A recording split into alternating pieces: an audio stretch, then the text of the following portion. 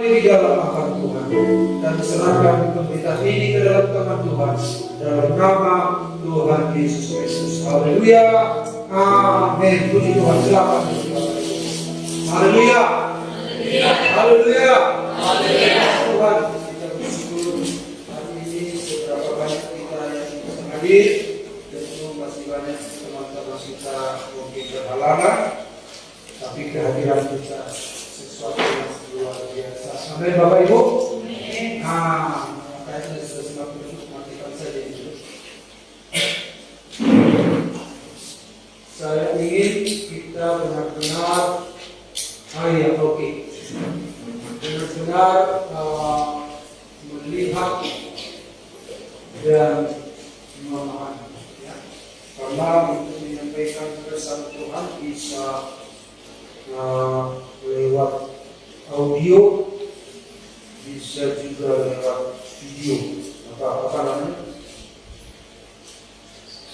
visual, ya, yaitu ini. Jadi semua teknologi dipakai untuk menolong jemaat Tuhan memahami kebenaran-kebenaran. Dari dulu kita hanya menggunakan konsentrasi kita sementara pengkhotbah sedikit bisa menyampaikan pesan-pesan. Namun di akhir zaman ini semua teknologi dikerahkan untuk menolong kita memahami firman Tuhan. Nah, mari kita lihat, kita lanjutkan firman Tuhan minggu yang lalu. Alangkah baiknya kita baca dulu bersama-sama. 1, 2, 3. Anak-anakku, waktu ini adalah waktu yang terakhir. Dan seperti yang telah kamu lihat, seorang antikristus akan datang. Sekarang telah bangkit banyak antikristus. Itulah tandanya bahwa waktu ini benar-benar adalah waktu yang terakhir. Siapakah pendusta itu? Bukankah dia yang menyangkal bahwa Yesus adalah Kristus? Dia itu adalah antikristus, yaitu dia yang menyangkal baik Bapa maupun Anak. Haleluya. Haleluya. Haleluya. Semangat Bapak Ibu. Kalau anak Tuhan semangat, yang di depan itu jadi semangat. Amin. Amin. Jadi tetapi di sini tidak mudah, ya. Pujian dan tampil tidak mudah kalau bukan karena kuasa Tuhan. Sekali lagi audiensnya itu meresponi, maka semua potensi dari depan akan keluar. Semakin diresponi, semakin keluar. Semakin diresponi, semakin mengalir. Semua hikmat pengetahuan kuasa Allah. Jadi harus ada istilahnya jangan bertepuk sebelah tangan. Boleh dong tangan bertepuk sebelah? Bisa? Enggak bunyi. Tapi kalau dua-dua bunyi. Nah, jadi demikian juga antara yang di depan ini dan di sana. Jadi kalau Bapak Ibu merespon itu seperti bertepuk dua tangan. Amin Bapak Ibu. Sehingga saya diberkati, Bapak Ibu juga diberkati. Ya. Nah, katakan amin untuk ayat ini. Amin. Baik. Jadi seorang antikris akan datang. Seorang.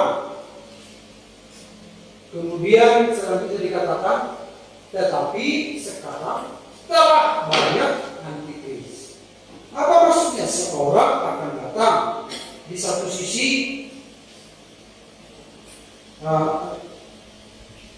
dikatakan di sana bahwa seorang antikris akan datang, berarti belum datang, akan datang. Sementara di kalimat selanjutnya, sekarang. Nah, jadi yang akan datang ini seorang, ya. Yang sudah datang ini banyak, artinya rohnya itu sudah datang. Jadi bukan hanya di kalangan di luar Kristen, di kalangan Kristen pun roh ini sedang berambah. Bisa saja di gereja kita. Karena ini roh, ya, kita nggak bisa melihat, tetapi roh ini bisa saja. Nah, sejauh mana roh ini sedang bekerja, mari kita sisir lewat firman ini. Jadi firman ini bisa mengusir keberadaan roh itu, benar enggak? Nah, firman ini nanti yang akan mendeteksi. Dan kita sudah lihat banyak ayatnya, ini kita nggak bisa baca lagi. Rasul Yohanes mengatakan akhir zaman, kita berada di akhir zaman. Kemudian dikatakan ini adalah benar-benar akhir zaman, artinya akhir. Nah, ayatnya banyak tentang antikris, khususnya Yohanes. Nah, jadi Yohaneslah yang meningkatkan tentang antikris ini. Banyak meningkatkan, Paulus juga dan rasul-rasul lain juga, tapi Yohaneslah yang paling getol, ya. Karena dia kenal Yesus itu siapa, dan dia meyakinkan banyak orang untuk khusus Yesus ini siapa yang menjadi apa ya, kalau dalam film antagonisnya, ya. Ada Kristus, ada antikristus, ya.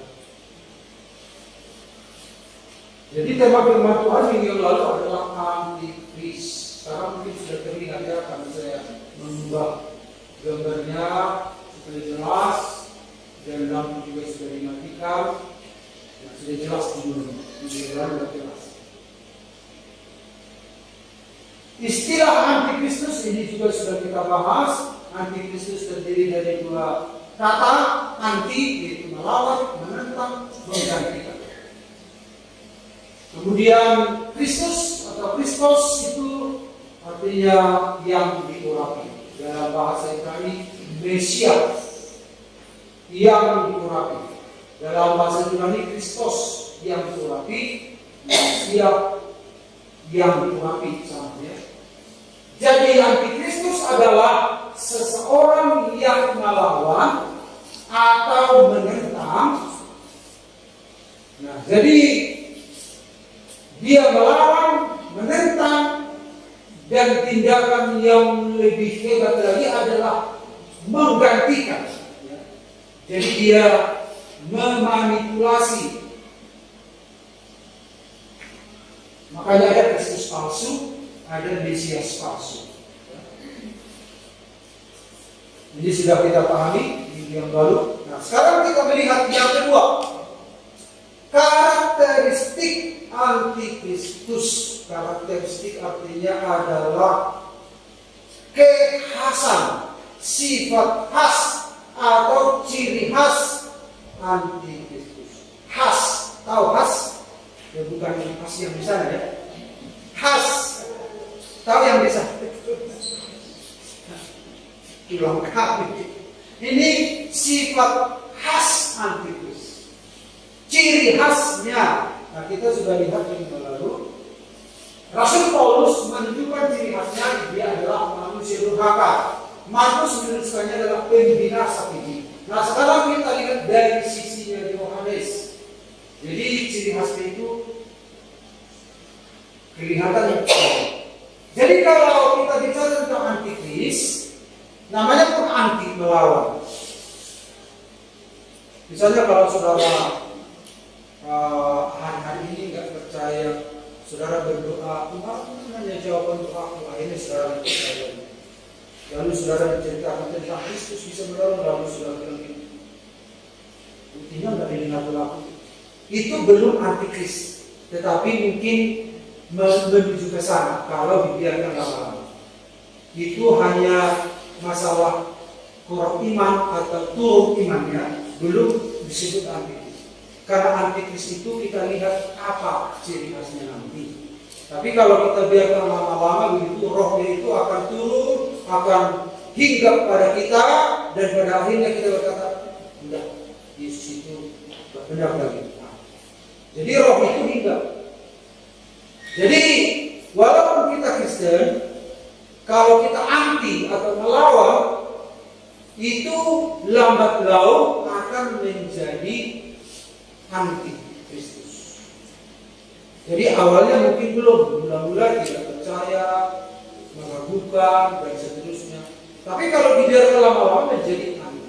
Makanya dikatakan oleh Rasul Yohanes, akan datang seorang. Nah, yang seorang ini belum datang, tetapi rohnya sudah ada di semua orang. Nah, ini yang harus kita waspadai. Untuk memahami tentang antikris, mari kita lihat dulu apa yang Yesus telah lakukan bagi kita. Misalnya, kita sudah pernah melihat ilustrasi ini. Ini adalah semut-semut. Kelihatan dari grafik sebelumnya, Pak Bandiana? Kelihatan. Ini orang. Dia lihat seperti ini, kasihan. Ada yang sakit, ada yang patah tulang, ada yang mau mati. Pokoknya nasib ini nggak tertolong. Lalu ini mau menolong nih. Gimana ya caranya? Nanti ku tolong dia, motifku bagus, tetapi ku pijit kakinya, bukannya bagus, tetapi malah putus kakinya. Oh, itu yang sudah sekarat itu. Bagaimana? Dia mau menginfusnya, jangan-jangan kalau diinfus malah mati. Bagaimana cara menolong? Karena orang ini akan menolong sesuai dengan standar menolong manusia. Tapi untuk ini bagaimana? Caranya adalah kalau benar-benar dia ingin menolong, mengerti, merasakan perasaannya ini, perjuangannya ini, maka dia harus menjadi semut. Langsung dia.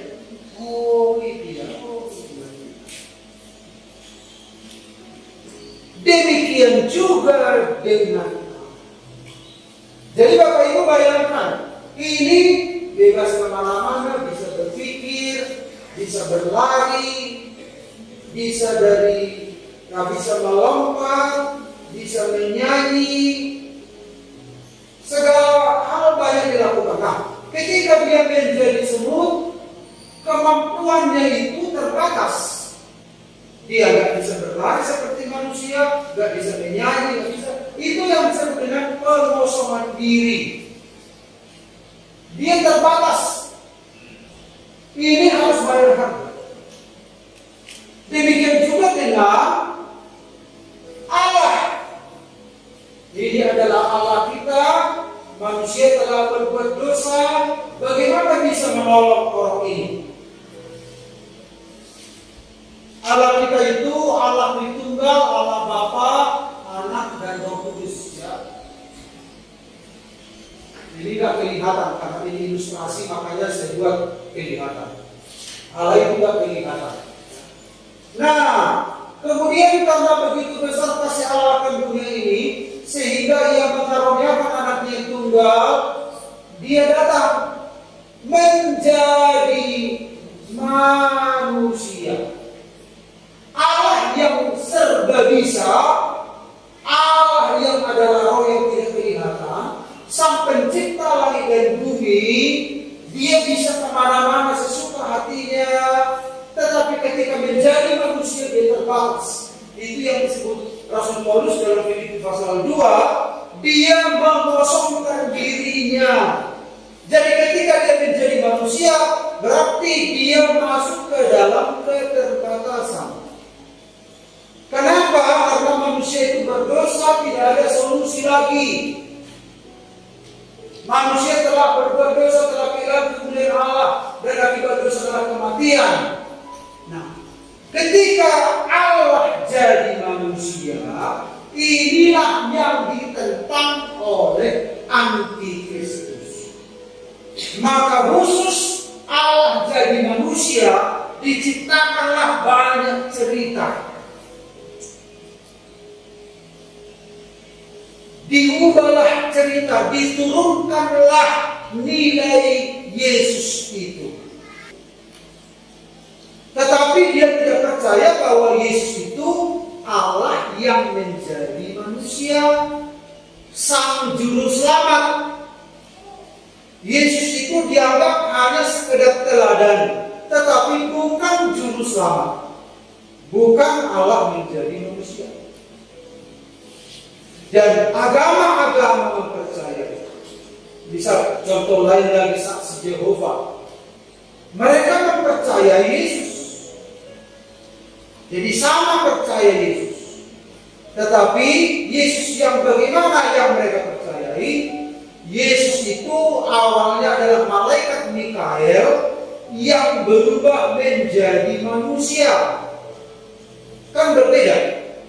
Kemudian ketika dia menjadi manusia, dia disalibkan dengan satu palang. Kemudian dia dihanguskan oleh Allah dan dia kembali kepada Allah. Jadi dia nggak dikubur. Kan beda. Makanya jangan hanya samanya Yesus, orang itu percaya sama Yesus, berarti semua agama sama ya? Semua percaya sama Yesus. Itulah yang dikabulkan oleh antikristus, menurunkan nilai siapa Yesus itu.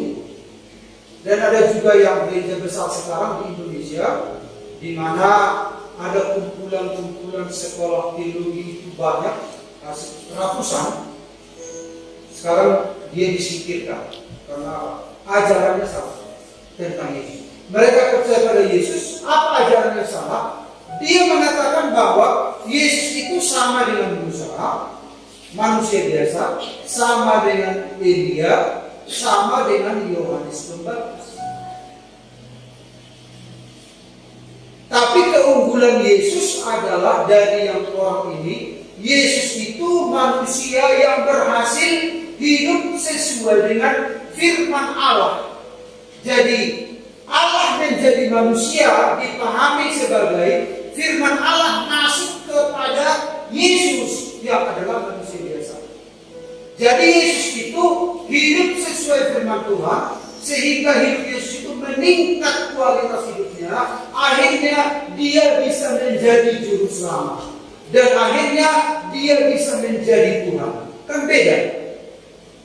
Manusia tidak bisa jadi Tuhan, tapi mereka percaya demikian. Tetapi ajaran kita adalah Allah menjadi manusia, Tuhan menjadi manusia. Manusia tidak bisa jadi Tuhan. Karena tidak ada solusi manusia, maka Allah menjadi manusia. Allah lah yang menyelamatkan kita, bukan manusia yang sempurna menyelamatkan kita. Makanya beda, Bapak. Hati-hatilah ajaran-ajaran di zaman sekarang. Itu yang ditentang oleh antikristus.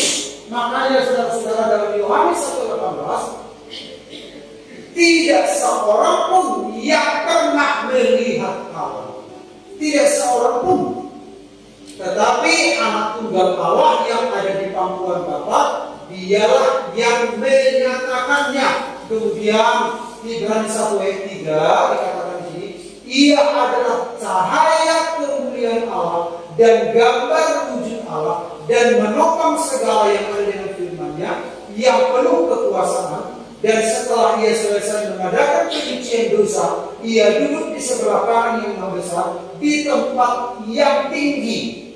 Kemudian dalam Yohanes 6:45 ada tertulis dalam kitab Nabi-Nabi, dan mereka semua akan diajar oleh Allah. Mereka ini siapa? Orang Israel.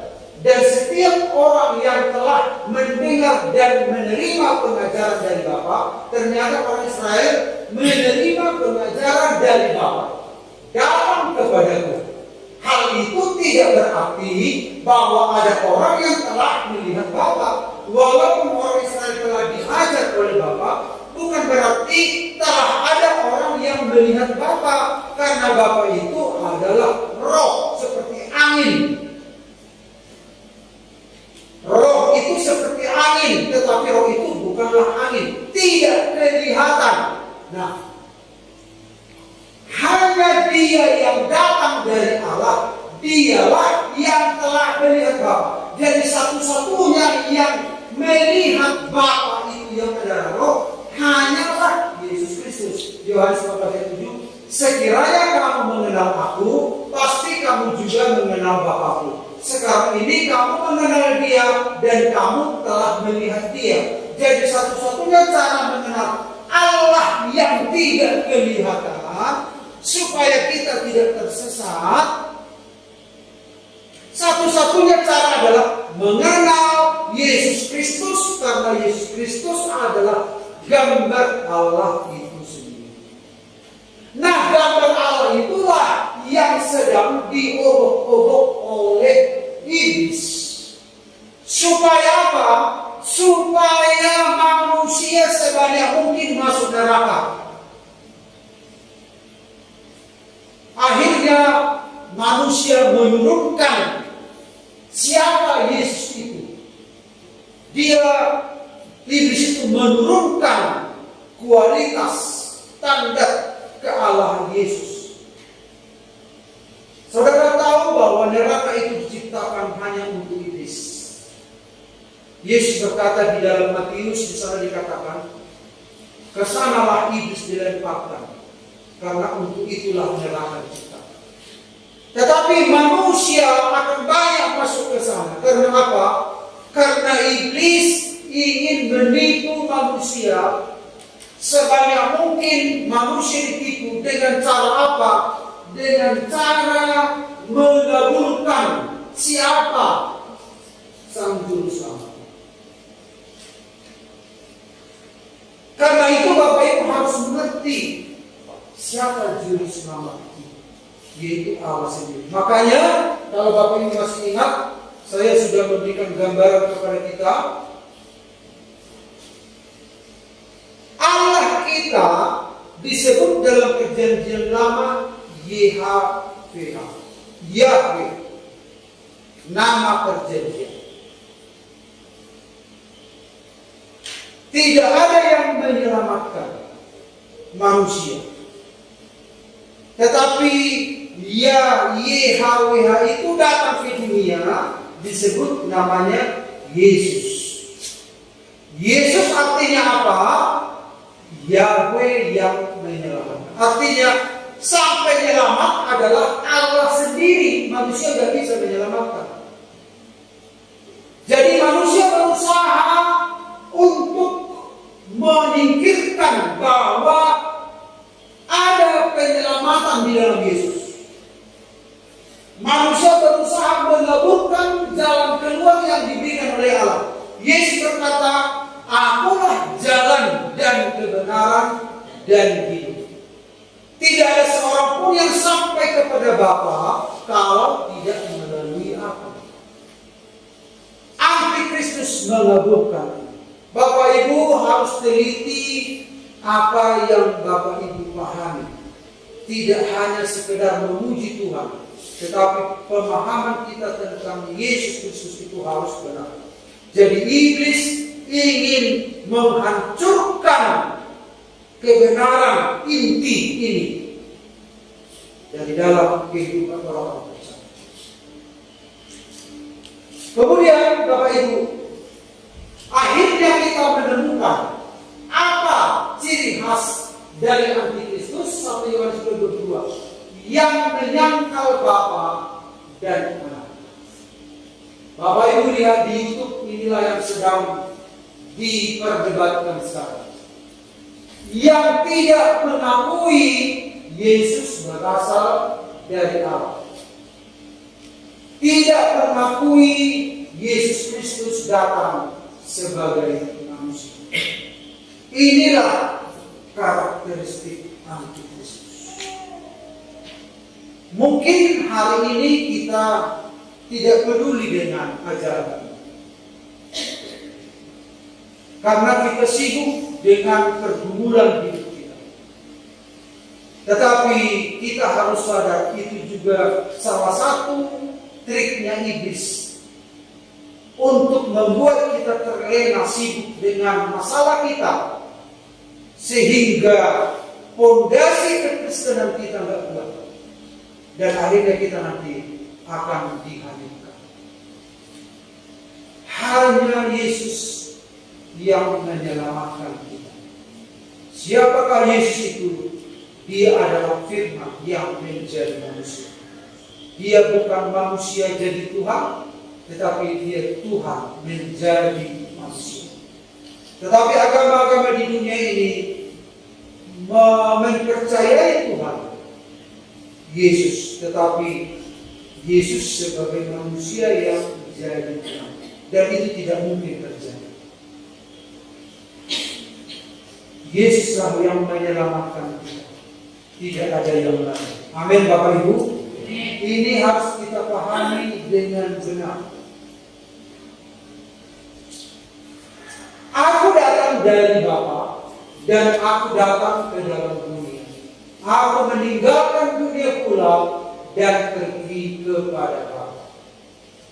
Tuhan sangat mengasihi kita, dan ada masa depan, ada solusi dari semua pelanggaran dosa kita, yaitu Allah yang jadi manusia itu yang berkorban untuk kita. Dan iblis mencoba untuk menyamarkan apa yang Yesus telah melakukan ini. Supaya apa? Supaya niatnya kita tidak mendapat bagian dalam kerajaan. Yesus itu bukan hanya sebagai seorang teladan. Memang Yesus itu teladan hidup kita, patron hidup kita. Tetapi lebih daripada itu, Yesus adalah Sang Juru Selamat kita. Amin. Dia Juru Selamat kita. Agama lain mencoba mempercayai Yesus, Yesus teladan, oke. Tapi mereka tidak percaya Yesus Juru Selamat. Hanya Yesus yang sanggup menolong kita. Hanya Yesus yang sanggup membebaskan kita dari hukuman neraka. Kemudian, Bapak Ibu, mari kita lanjutkan. Simbol antikristus ini sudah kita lihat minggu yang lalu. Wahyu 13 ayat 16 sampai 18. Dan ia menyebabkan sehingga kepada semua orang, kecil atau besar, kaya atau miskin, merdeka atau hamba, diberi tanda pada tangan kanannya atau pada dahinya. Dan tidak seorang pun yang dapat membeli atau menjual selain daripada mereka yang memakai tanda itu, yaitu nama binatang itu atau bilangan namanya.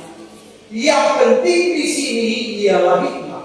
Barang siapa yang bijaksana, baiklah ia menghitung bilangan binatang itu, karena bilangan itu adalah bilangan seorang manusia, dan bilangannya ialah 666. Muncullah angka 666. Nah, sekarang mari kita pelajari, karena angka 666 ini menjadi angka yang menakutkan, maka banyak orang Kristen yang ketakutan dengan angka ini. Angka ini dianggap seperti setan, momok, sesuatu yang menakutkan, sampai-sampai tanpa disadari orang Kristen, angka ini lebih besar daripada kuasa darah Kristus. Seolah-olah apa yang Yesus berbuat tidak mempan dengan angka ini.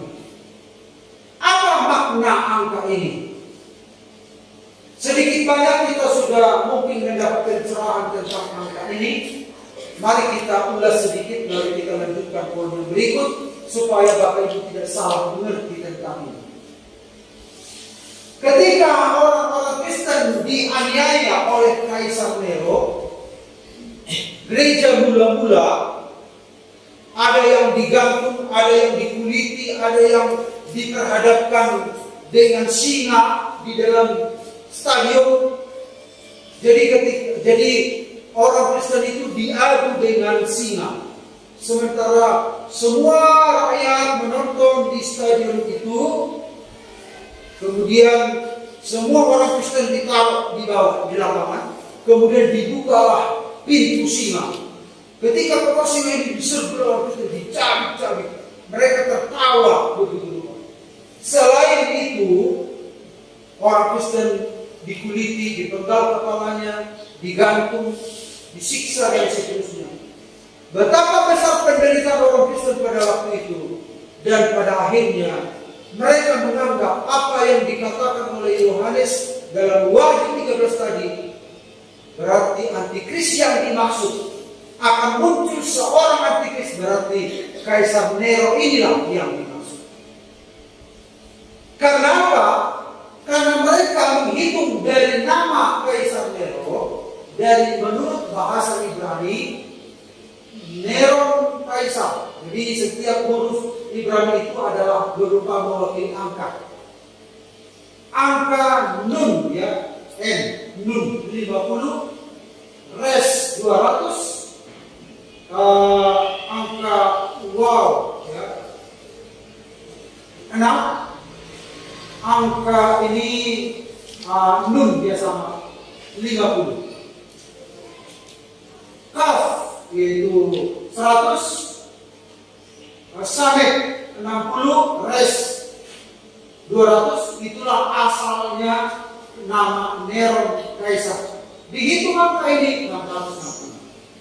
Ternyata hari berganti hari, tahun berganti tahun, windu berganti windu, abad berganti abad. Ternyata bukan itu antikris yang dimaksud oleh Yohanes, seorang antikris. Tetapi roh antikris telah ada pada orang ini, tetapi belum dia. Ternyata meleset angka 666, bukan itu maksudnya. Kemudian abad ke-20 lagi muncul lagi, maka istilah ini digembar-gemborkan khususnya orang Pentakosta karismatik. Karena apa? Orang Pentakosta karismatik itu antusiasnya luar biasa, rasa hausnya akan Tuhan luar biasa, sehingga lebih banyak mengetahui isu-isu dalam Alkitab. Kalau Bapak Ibu tanya gereja Protestan contohnya Katolik, tanya ini angka-angka mereka, atau anak-anak di sekolah, kerajaan 1000 tahun, mereka bilang, apa itu kerajaan 1000 tahun? Antikris, apa itu antikris? Gak pernah diajarkan di gereja kami. Pengangkatan, apa itu pengangkatan? Karena mereka nggak tahu tentang ini. Isu tentang ini hanya ditangkap oleh orang yang haus akan Tuhan, yang umumnya karismatik. Dan karena rasa hausnya akan kebenaran, makanya ada sesat-sesatnya. Tidak salah memiliki rasa haus, tetapi harus ada firman yang menjadi rel kebenaran hidup kita supaya kita tidak sesat.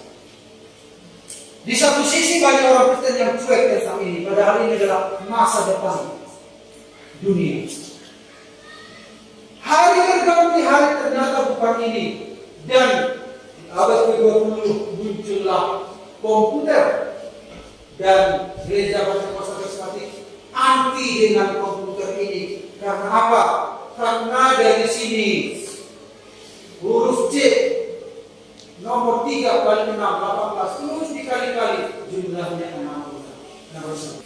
Kemudian muncul di barcode dagang ini angka 66. Jangan beli ini karena itu adalah produk antikris. Maka sempat juga jangan antikris. Maka dicarilah jualan-jualan yang tidak ada ininya. Ternyata sekarang semua sudah mengkonsumsi, ternyata seperti itu. masukkan ke tangan. Ini, hati-hati. Itukah maksudnya? Kalau ada mobilnya, platnya wah antikris itu. Kalau ada rumahnya, nomor wah antikris itu. Jadi antikris itu menjadi angka 666 ini menjadi menakutkan. Google juga, wah jangan pakai internet itu dari antikris itu. Tengok Google logonya itu 666.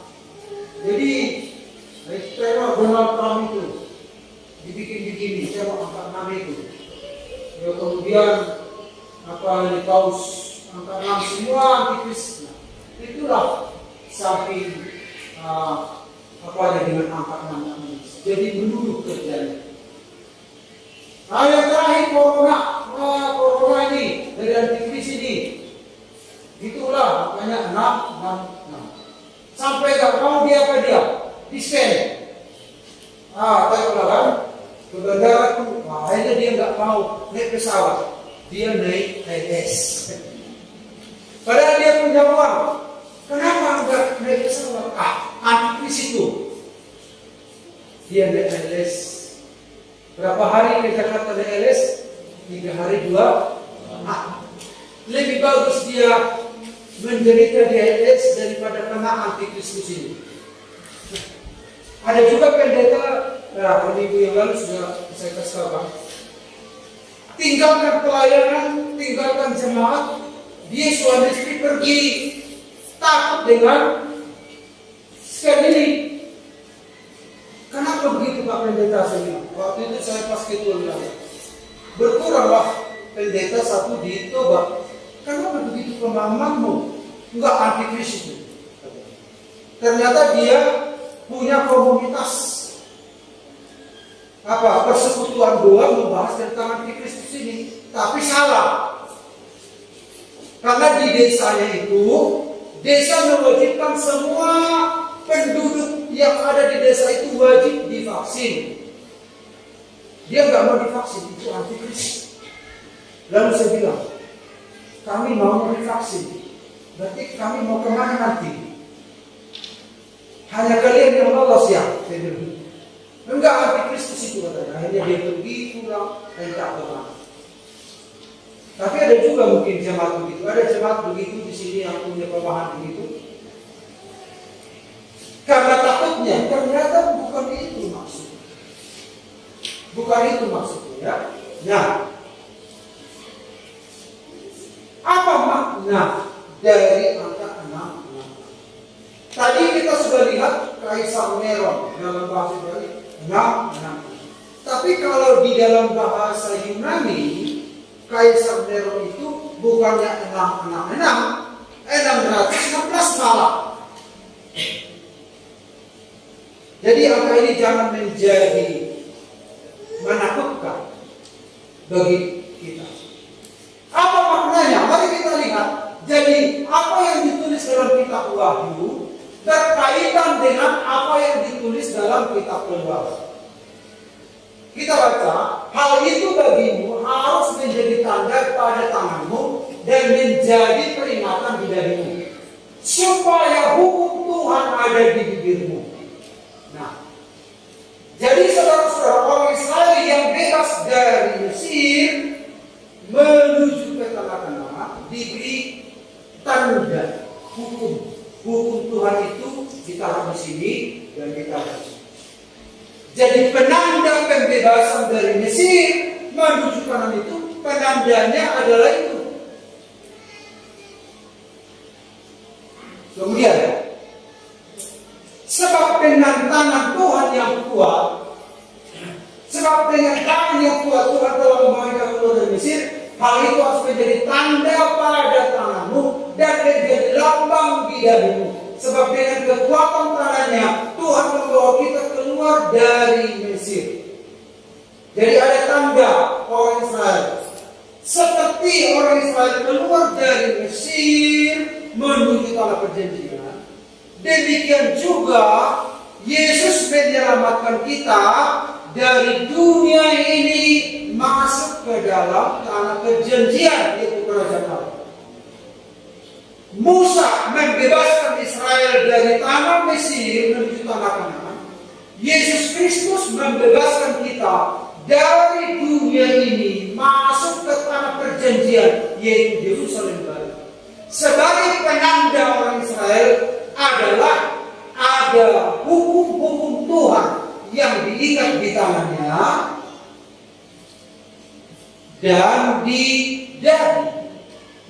Nah, orang Israel memakai tanda itu secara hurufiah, secara harafiah, secara literal, secara jasmani, diikat.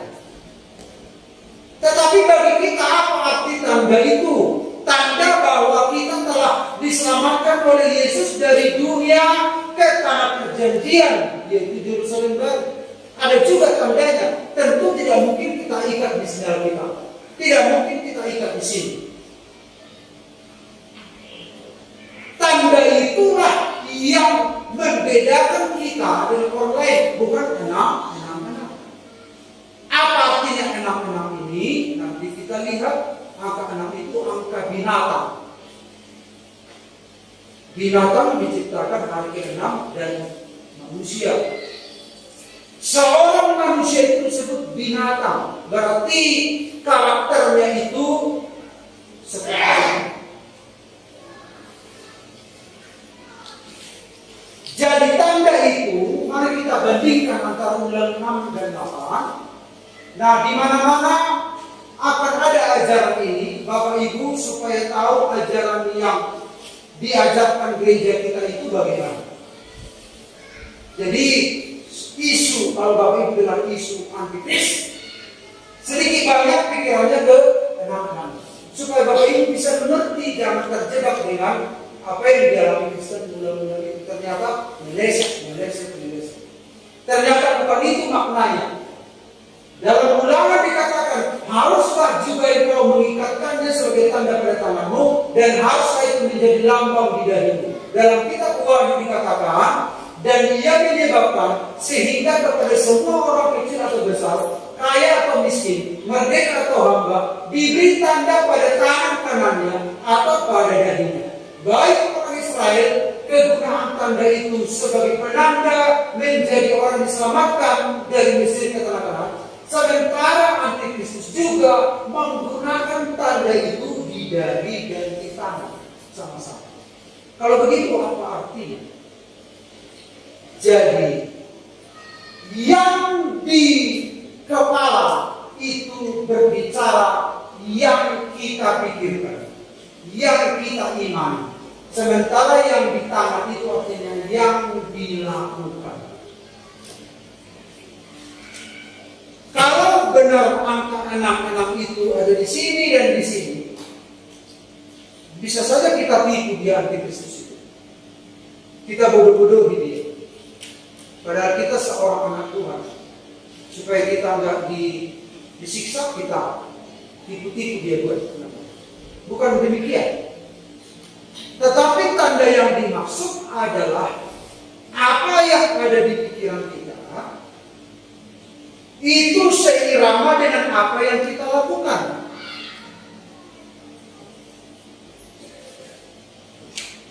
Kita tidak bisa membohongi nanti apa yang kita percayai dan apa yang kita lakukan. Kita akan diuji nanti di situ. Mari kita lihat lebih lanjut lagi. Jadi Antikristus itu adalah apa yang dipikirkan, apa yang dilakukan, apa yang direncanakan, apa yang dilakukan. Demikian juga orang percaya, apa yang kita imani itu yang kita lakukan. Jadi apa yang kita lakukan itulah identitas kita, itulah tanda kita. Tanda itu ada dalam apa yang kita pikirkan. Yang kita pikirkan kan tidak ada yang tahu, Tuhan yang tahu. Nanti kita lihat ayat. Jadi tanda di tangan dan dahi yang secara simbolis mewakili tindakan dan pikiran atau identitas dan komitmen seseorang. Mari kita lihat contoh sahabat Mesak dan Abednego. Sadrak Mesak Abednego diperhadapkan dengan sebuah situasi. Nanti di akhir zaman, Antikris akan memperhadapkan kita kepada sebuah situasi. Posisi kita sebenarnya di mana? Itulah yang mengungkapkan siapa kita. Satu waktu dibangunlah patung Raja Nebukadnezar. Lalu raja telah menetapkan sebuah peraturan. Ketika berbunyi musik, bunyi-bunyian, maka semua masyarakat harus menyembah patung. Artinya semua manusia searah. Ahana masa imadiula.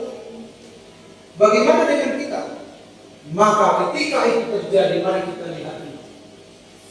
Ketika bunyi itu, ini patung itu. Ketika bunyi musik, maka semua tertutup. Yang tersisa adalah 3 orang, Sadrak, Mesak, Abednego. Mereka tersisa.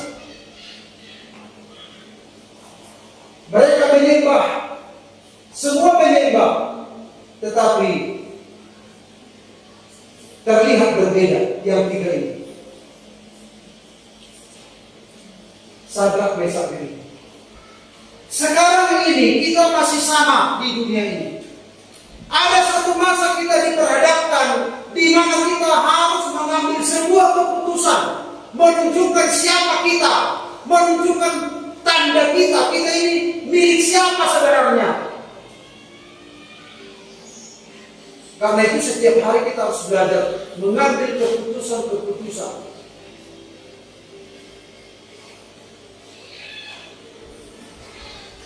Iblis, Antikris akan membuat jebakan-jebakan, menyatakan ini kau ini statusmu bagaimana. Kemudian dibuatlah sebuah ujian yang menuntut keputusan penting, mempertaruhkan nyawa. Kau tidak mau turut, maka dia akan dimasukkan ke dalam api yang dipanaskan 7 kali lipat. Dan Sadrak, Mesak, Abednego diserang. Identitas kita dalam Tuhan, tanda kita dalam Tuhan, yaitu apa yang kita percayai dan apa yang kita lakukan. Itu tanda kita. Perbuatan kita itu tanda kita sebagai milik Tuhan, sebagai yang sudah diselamatkan. Keyakinan itu ada dalam pikiran kita. Makanya kita, contoh lain kita lihat tentang Daniel. Di kerajaan telah diumumkan sebuah pengumuman bahwa tidak boleh berdoa kepada Allah lain selain kepada raja. Maka raja membuat cincin meterainya, hukum ini tidak boleh dibatalkan. Siapa yang melanggar, yaitu barang siapa yang berdoa kepada Allahnya selain kepada raja, dia akan dilemparkan ke gua singa. Berarti Daniel terancam. Tidak mungkin saya berdoa kepada raja, menyembah raja.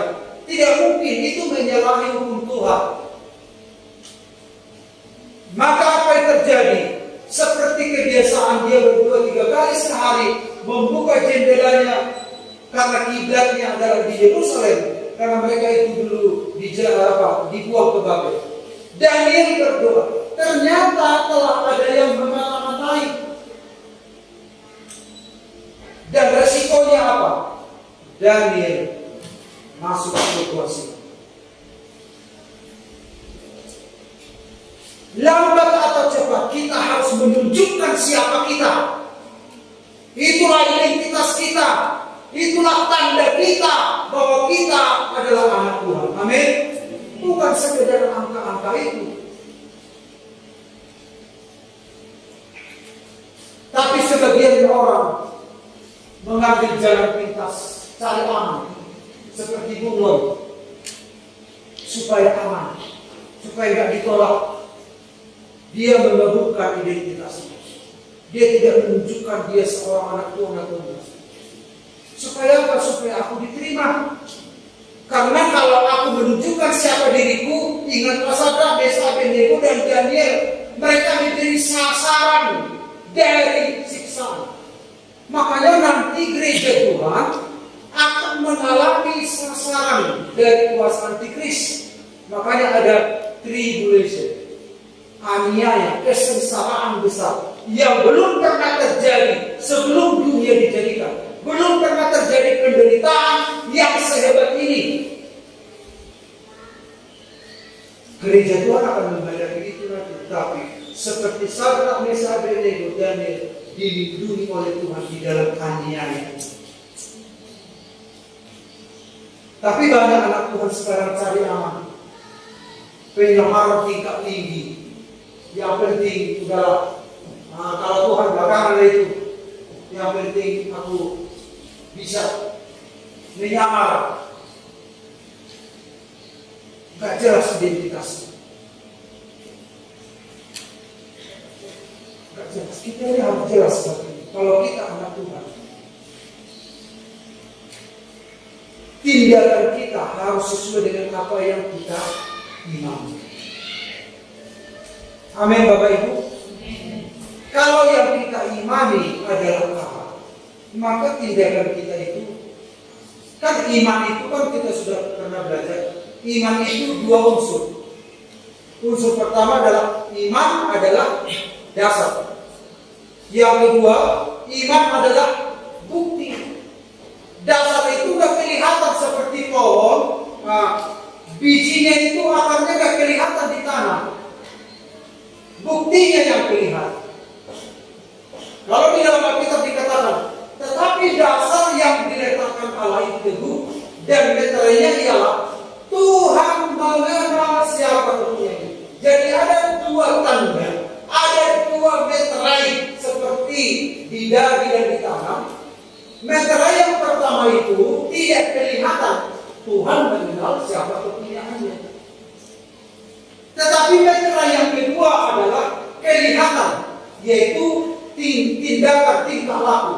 Setiap orang yang menyebut nama Tuhan hendaklah meninggalkan kejahatan. Itu bisa dilihat oleh orang. Sadrak, Mesak, Abednego harus menunjukkan lewat tindakannya bahwa aku ini adalah penyembah Yahweh, penyembah Tuhan. Daniel juga harus menunjukkan lewat tindakannya, bukan hanya iman di dalam, bukan hanya dalam pikiran. Hanya Tuhan yang tahu pikiran kita, tetapi dunia butuh tindakan kita supaya ada perbedaan yang jelas antara orang percaya dan orang tidak percaya. Amin. Mau tidak mau,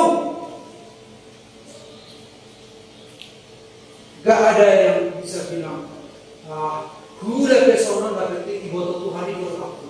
Gak ada itu. Memang Tuhan tahu isi hati kita, tetapi harus seirama dengan apa yang kita percaya. Yesus kenapa dia, salah satu alasan dia disalibkan adalah karena dia berbeda. Tunjukkanlah diri saudara. Semakin terbiasa saudara nanti dalam hal-hal kecil, saudara mengambil keputusan yang kecil. Nanti satu waktu di mana kejadian masa antikris yang seorang itu datang, saudara bisa mengambil keputusan besar karena saudara telah melatih diri saudara dalam hal-hal yang kecil. Saudara putuskan identitas saudara, saudara latih. Saya ini anak Tuhan, saya ini anak Tuhan, saya tidak mungkin mencuri begitu. Hal yang kecil, saya ini anak Tuhan, telah ditebus oleh darah Yesus. Saya tidak mungkin menonton tontonan yang najis. Putuskan hal-hal kecil. Saya ini seorang anak Tuhan, Yesus telah mati untuk aku. Maka aku harus seperti Yesus mengampuni aku harus mengampuni orang lain. Nanti ada sebuah keputusan besar di mana saudara diminta mengambil sebuah keputusan seperti sahabat Mesa ini, keputusan mempertaruhkan nyawa. Dan ketika saudara menyatakan identitas saudara, saudara tidak luput dari serangan. Seperti saudara Mesa Abednego akan dimasukkan ke dalam api. Seperti itu juga nanti gereja Tuhan. Naga itu menyemburkan air sebesar sungai, tetapi perempuan itu dibawa ke padang gurun. Dia diberikan sayap burung nasar, di mana dia dipelihara 1 masa, 2 masa, setengah masa, 3,5 tahun, masa aniaya antikris. Karena ada sebuah sikap, tapi sikap itu, keputusan itu di hari hal-hal yang kecil dalam kehidupan. Amin Bapak Ibu. Jadi kesimpulannya, makna dari simbol itu, antikris itu adalah apa yang dipikirkan itu juga yang dilakukan. Jadi kedua Kristus, apa yang dipikirkan itu juga yang dilakukan. Jadi tanda di tangan dan dahi secara simbolis mewakili tindakan dan pikiran. Tindakan dan pikiran kita itulah yang membedakan kita dengan orang lain, bukan angka itu. Atau identitas dan komitmen seseorang. Kemudian yang ketiga, yang keempat, walaupun kita lihat dulu sedikit, ini nggak bisa selesai beberapa minggu. Yang penting kita ikuti pelajaran. Dampak kehadiran antikris, kendali sistem ekonomi dunia. Wahyu 13:17, dan tidak seorang pun yang dapat membeli atau menjual selain daripada mereka yang memakai tanda itu, yaitu nama binatang itu atau bilangan namanya. Dunia ini akan dikendalikan oleh antikris. Keuangan akan dikendalikan. Dan dikatakan di sini tidak seorang pun yang bisa membeli dan menjual kalau dia tidak punya tanda itu. Kalau kita tidak seirama dengan sifat binatang itu. Hari Minggu kita akan lihat binatang itu katanya keluar dari laut seperti macan tutul, berkepala 7. Bapak Ibu bayangkan, macan tutul berkepala 7, bertanduk 10, 1 badan, 7 kepala. Bapak Ibu bayangkan keadaan. Ini adalah gambar antikristus itu.